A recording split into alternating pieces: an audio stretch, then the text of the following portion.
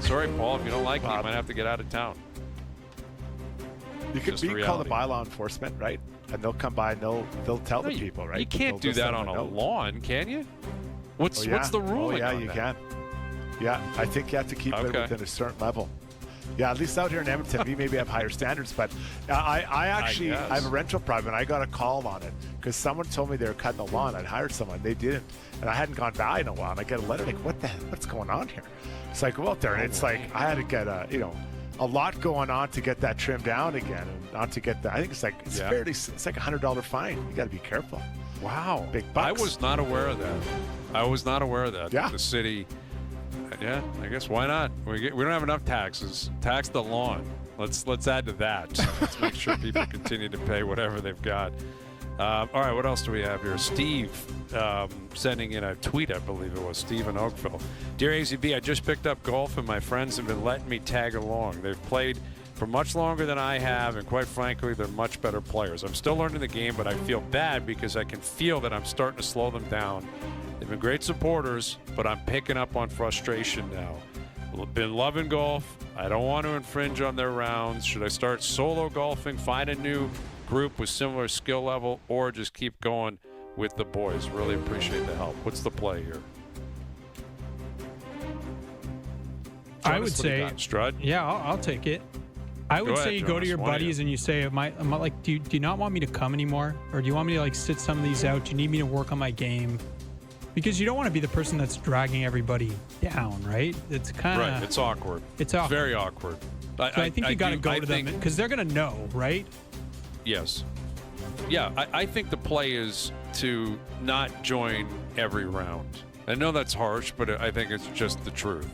Like it's a scenario where if you're really just beginning, golf can be it can take a long time. You know, if you're 3 off the tee all the time, chunking chips, missing it. And if these guys are playing at a pace where they have something going and they're all kind of within the same range, the reality of golf is no one really cares what you are individually doing, right? Like everyone just cares about their own stuff. Like, so it's not nearly as daunting as this guy is making it out to be. I know you're self-conscious. You're worried all these other guys hate that I'm struggling. The other guys are playing well. They don't care if you shoot 1,000,000 because they're playing well. But if it is causing significant pacing issues, or they're trying to play games or whatever, and you obviously can't partake because you're nowhere close, I think you just, scale it back to 50%. Every other round you play with the boys. The other times, go do your thing. Find another group. There's nothing wrong with that. Be social. It's all good.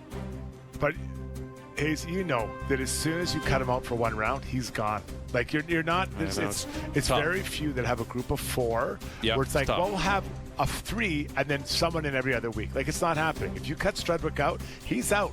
So this is what I suggest: is you got to pick up the pace a little bit. Get yourself going. Maybe just hit from the best player's tee shot every round. Just go and I'm going to hit from whoever hits it the first. I'm going to play from there, and I'll play in from there because like I play with my wife, and I've tried to get my kids into. They're finally starting to be fun where I'm not dragging them around and they're just slow.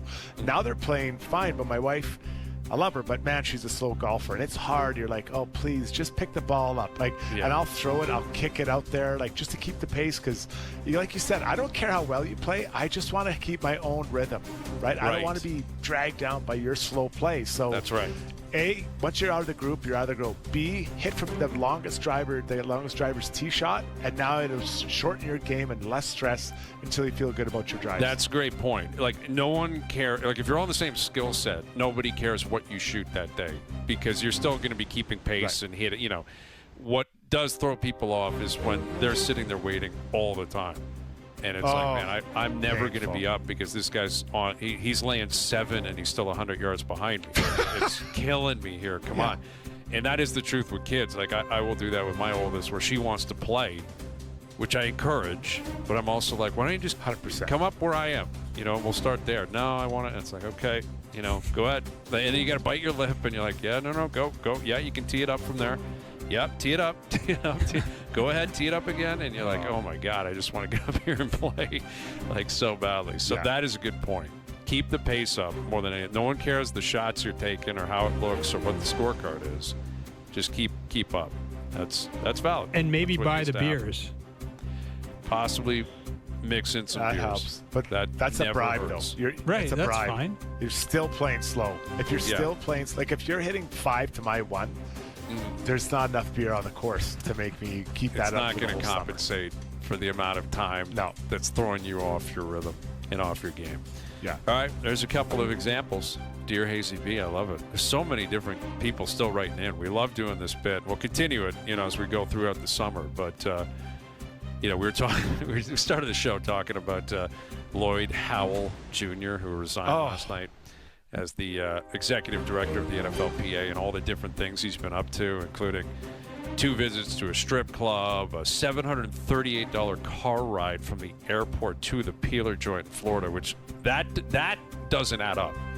Like, that screams, I need cash, overcharge me, pay me, and then you give me cash out of your pocket. Like, that's kind of what that would scream to me.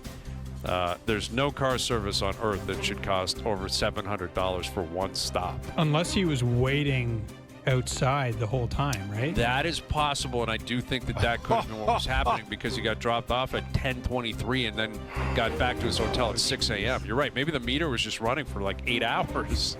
And it's like, this is what it is, Lloyd. And he's like, yeah, put it on the card. Put it on the card. Tom Brady will be paying for that one. That's coming out of Brady's contract, or whoever it is back in the day, for the NFL and the NFLPA. But, man, what a story that was. That's a Dear Hazy B.